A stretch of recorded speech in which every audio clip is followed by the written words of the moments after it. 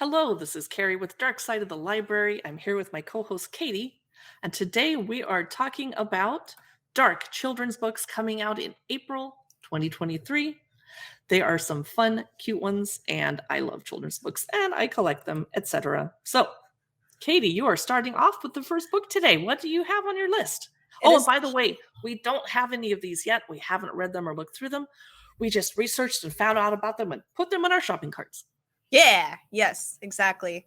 And presented them to you because you might want to check them out as well. So my first book is called The Forgotten Creation, Stitch Head. This came out April 4th. This is by Guy Bass and Pete Williamson is the illustrator. So apparently, okay, so here's what it says. Mad Professor Erasmus created Stitch Head when he was only 10 years old. And the two promised to be friends forever. But when Erasmus grew up, he wanted to create more and more monsters, each one more grotesque than the last. And Stitchhead was forgotten. But he is fiercely loyal to his master. Stitchhead took on the responsibility of caring for the Mad Professor's creations when an evil entertainer named Fulbert Freakfinder Oh, jeez. comes to town and promises to make Stitchhead famous.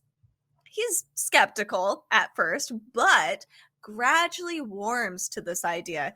Then he learns of Freakfinder's true intentions and is thrown into an adventure of a lifetime. This is adorable. So this is for reading ages 7 through 10 years old, grade level 2 through 5. It is very, very cute. It is However, if I may Go rudely for it. butt in, it's a No. little derivative Burton-esque.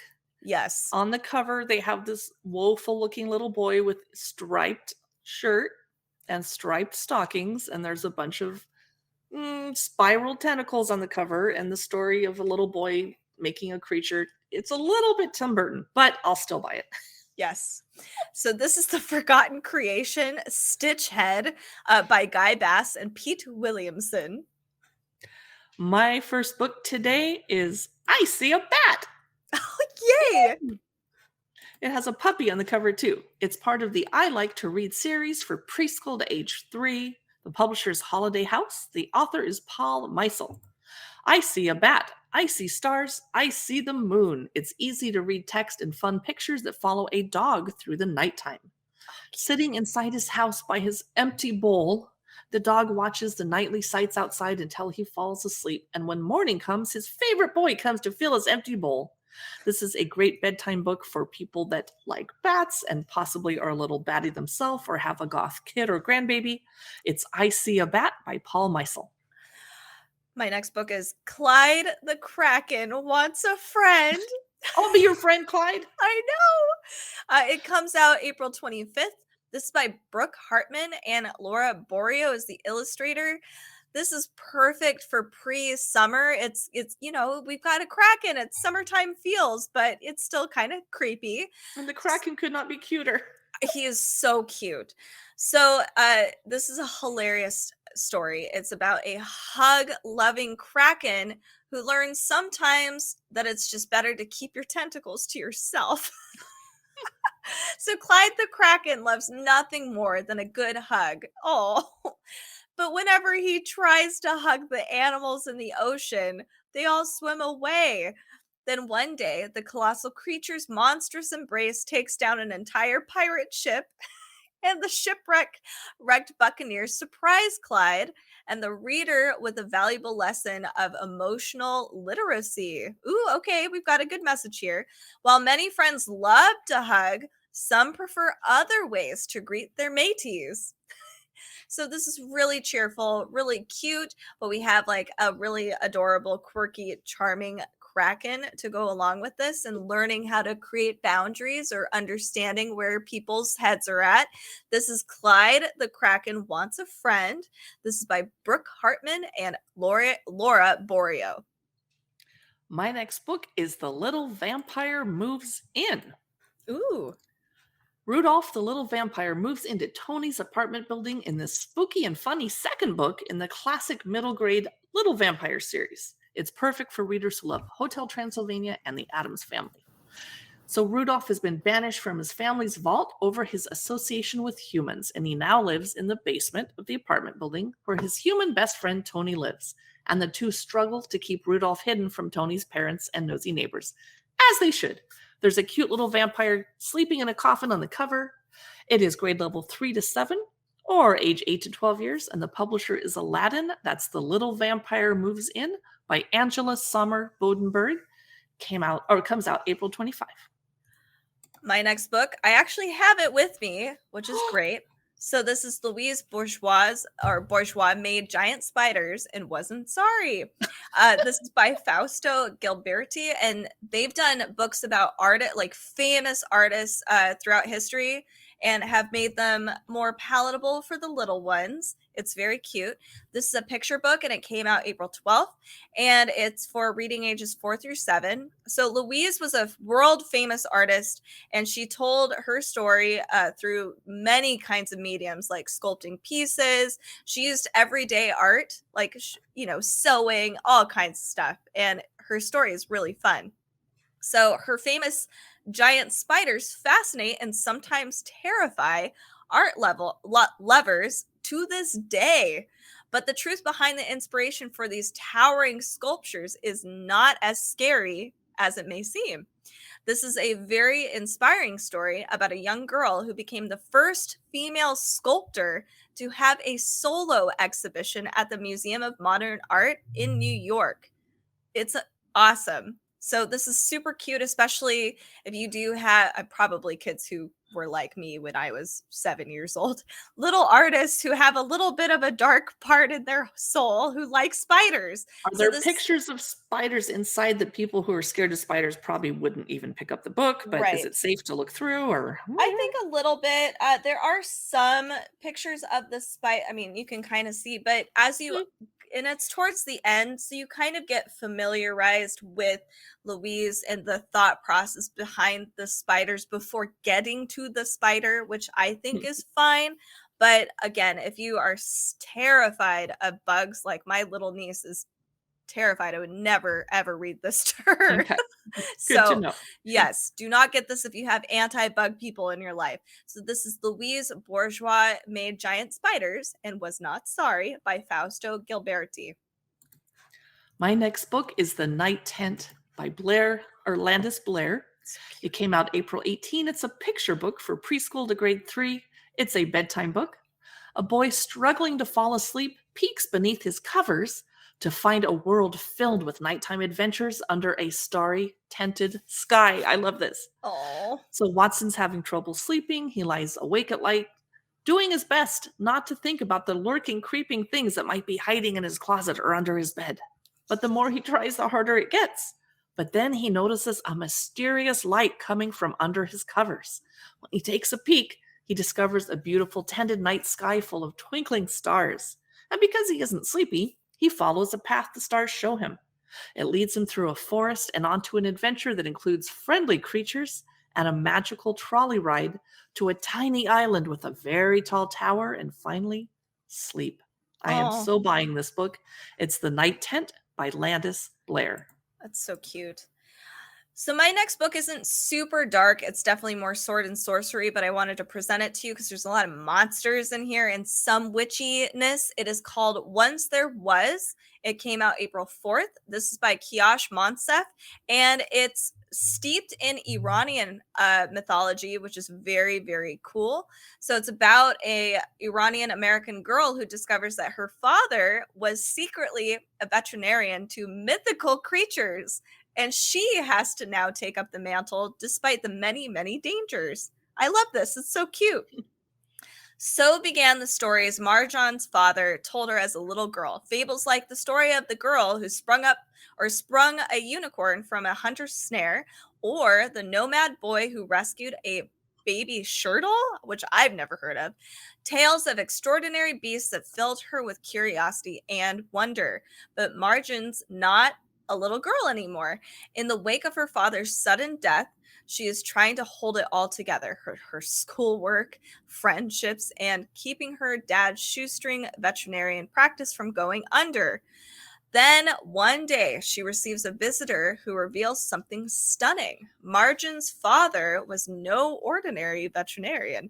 The creatures out of the stories he told her were actually real, and he traveled the world to care for them. And now that he's gone, she has to take his place.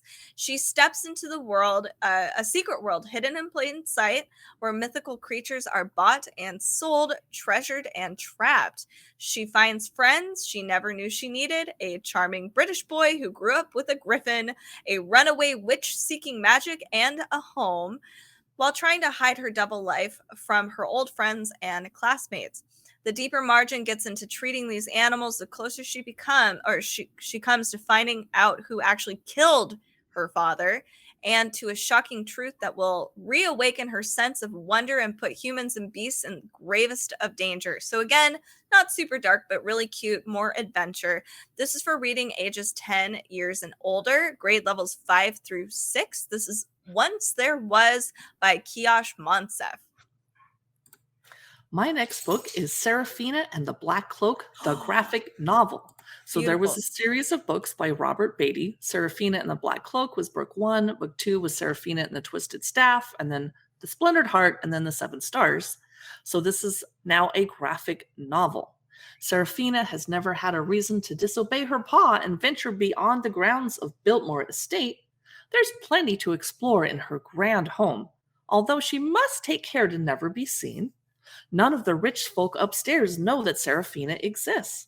She and her pa, the estate's maintenance man, have secretly lived in the basement for as long as she can remember. But when children at the estate start disappearing, Serafina knows who the culprit is, a terrifying man in a black cloak who stalks Biltmore's corridors at night.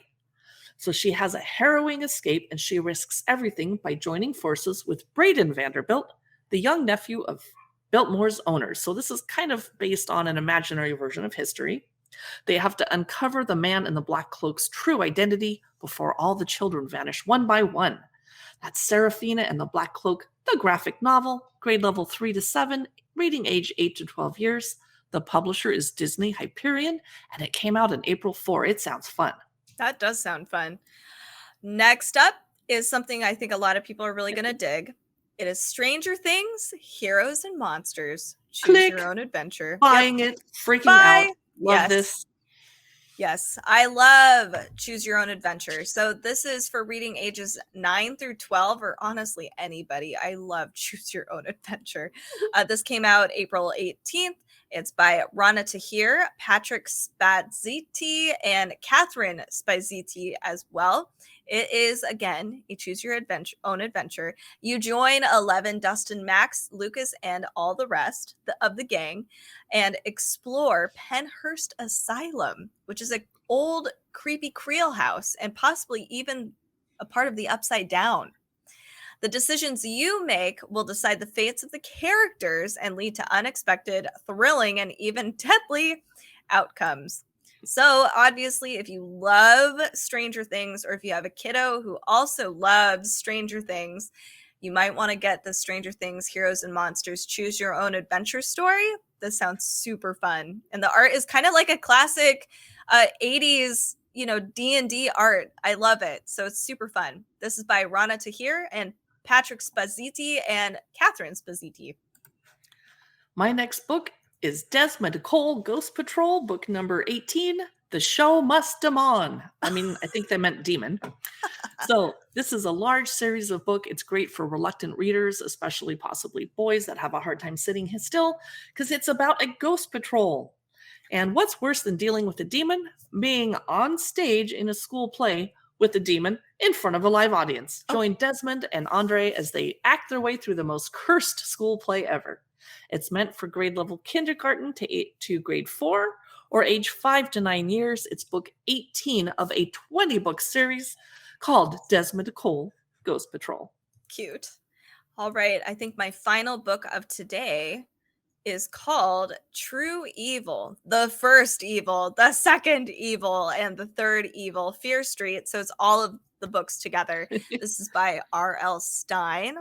You're gonna, if you have any horror level, you're gonna have to get this. This came out April 4th, and it is 592 pages. Whoa. Yeah, grade level 9 through 12, so 14 years and up. So it probably could have gone under our YA, but it was like, maybe if. So, two sisters try out for the cheerleading squad, only to get drawn into paranormal murderous legacy in this. It is for teens. It's a harrowing teen horror trilogy from R.L. Stine. So we apologize. This should have been in our YA thing, but whoops, mistakes were made. Give me a DIE. Oh no. Die! Oh, sorry. Yay! I wished I had pom-poms. Corky and Bobby Corcoran want nothing more than to make the cheerleading squad at Shady Side High. But as soon as the sisters are named to the team, terrible things start to happen to the cheerleaders. First, there's a mysterious accident near the Fear Street Cemetery. Soon after, piercing screams echo through empty school halls, and things only get more disturbing from there. Hooray! Can Corky and Bobby find out what's going on before the entire squad is slain? Nothing is ever truly laid to rest on Fear Street, and the girls may lose more than they bargained for in their fight to survive. So again, this is 3 books all smashed into one. That's why it's so long. But this would be a really fun one to read, especially before school starts up again. So if you have any teens who love horror novels, this would be a really excellent one to give them school starting up. This is called True Evil. This is by R.L. Stine. My final book today is Whiz-Kit, An Adventure Overdue. It is a hardcover book by Tanya J. Scott, grade level 3 to 7, reading age 8 to 12 years. It is a wild, enchanted, wonderful world out there, and a one-eyed cat named Whiz-Kit calls it home. But Whiz-Kit wouldn't know anything about that. As a wizard's apprentice, all of her lessons are indoors, and she's far too lazy to go out exploring. There's no need to. She already knows enough spells to conjure up delicious snacks whenever she's hungry. But when an overdue library book, oh, that reminds me, literally cries out to be returned, take me back, Whiz-Kit's teacher decides she must be the one to take it back. Reluctantly and rather accidentally, the journey to the library begins. This sounds really, really cute. I'm going to have to check it out. It is Whiz-Kit, An Adventure Overdue by Tanya J. Scott, author and illustrator. Oh, cute. This is our list of children's books that we have found that were most appealing to us for April of 2023. That doesn't mean there aren't any others. There's probably plenty of other dark kid reads out there. We can't find everything. There's so many. So make sure to check all of that out and to check out our previous podcast episodes if you are looking for other dark reads, nonfiction, adult fiction, comics, etc. And stay tuned for our May new book releases coming out. Our episodes come out Wednesday and Friday, so keep that in mind. Make sure to spread the word, let other people know about Dark Side of the Library, and follow us on all of our socials at Dark Side of the Library. If you are on YouTube, you can find that in the description down below, and join us on our Amazon live channel, especially as Halloween approaches. I know it seems early, but it's not. I promise you. It's never too early. It's never too early. So we find a lot of cool stuff. Carrie's a research genius, so you'll find some really cool goth horror decorations or, stuff like that if that's up your alley. Thanks so much. We will see you guys next time.